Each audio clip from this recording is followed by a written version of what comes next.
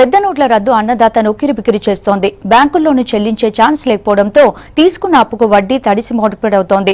అటు రద్దయిన నోట్ల డిపాజిట్లు చేసుకునే అవకాశం కూడా లేకపోవడంతో తిప్పలు పడుతున్నారు. సన్న చిన్న కారు రైతుల పరిస్థితి మరీ దారుణంగా ఉంది. కొత్త రుణాలు రాక పాత రుణాలు రెన్యువల్ చేసుకోలేక ఇబ్బందులు పడుతున్నారు.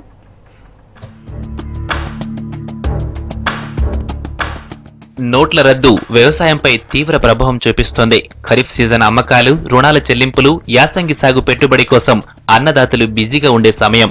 ఇలాంటి టైంలో నోట్ల రద్దు నిర్ణయంతో పరిస్థితి మారిపోయింది.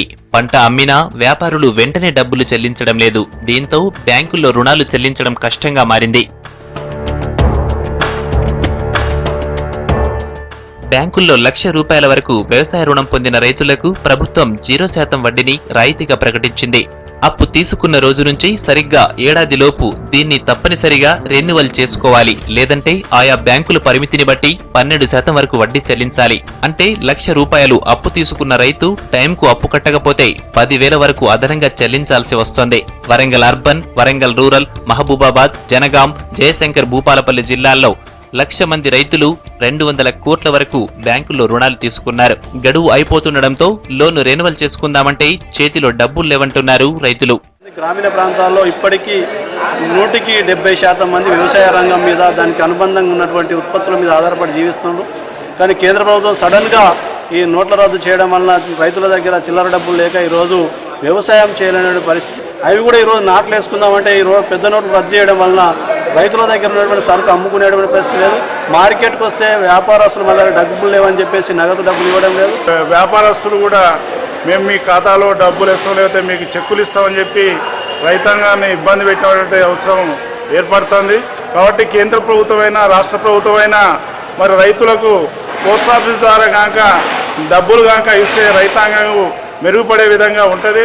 ఇక గ్రామీణ ప్రాంతాల్లో వ్యవసాయ అభివృద్ధికి సహకార సంఘాల వ్యవస్థది కీలక పాత్ర. అయితే గత నెల 15 నుంచి గ్రామీణ సహకార బ్యాంకుల్లో నగదు లావాదేవీలు నిలిపివేశారు. ఈ బ్యాంకుల్లో 500, 1000 నోట్లు తీసుకోవద్దంటూ ఆంక్షలు విధించారు. సహకార బ్యాంకుల్లో 90% ఖాతాలు రైతులకే ఉంటాయి. నగదు మార్పిడికి అవకాశం ఇవ్వకపోగా రద్దయిన నోట్లను కనీసం ఖాతాల్లో కూడా వేసుకునే అవకాశం లేకపోవడంతో రైతులు తీవ్రంగా ఇబ్బందులు పడుతున్నారు. డీసీసీబీ బ్యాంకుల్లో ఆర్బీఐ నిర్ణయంపై ఉద్యోగులు సైతం ఆందోళనకు దిగారు. ప్రస్తుతం రైతులకు రుణాలు ఇచ్చినా అకౌంట్లో ఉంటుందే తప్ప వారు తీసుకొని వాడుకునే పరిస్థితి లేకపోవడంతో ఆందోళన చెందుతున్నారు అన్నదాతలు. మేము తిరుగుతుంటే ఒక 10 రోజుల కంటే తిరిగినా కానీ లోన్ డబ్బులు పడలేదు అని మాట్లాడతారు. ఇప్పుడు లోను కొరకు మళ్ళీ తిరగాలంటే ఇప్పుడు ఇస్తలేరు. లోన్ 10 రోజుల కానీ తిరుగుతాను. లోన్ టైట్ చేస్తుంటారు, ఇప్పుడు కొంచెం ఇస్తామని అంటున్నారు కానీ అవి చాలా తిప్పుకుంటారు. రోజులు ఇవాళ రేపురా అని అంటూ ఇబ్బంది పెడుతున్నారు. ఇక విత్డ్రా ఆంక్షలతో తిరిగి నిర్ణీత సమయంలో బ్యాంకు నుంచి డబ్బు చేతికి వచ్చే పరిస్థితి లేదు. దీంతో రైతులది దిక్కుతోచని పరిస్థితి. సమృద్ధిగా వర్షాలు పడినా క్యాష్ కష్టాలతో అనుకున్న పంటలు వేసుకోలేకపోతున్నారు రైతులు.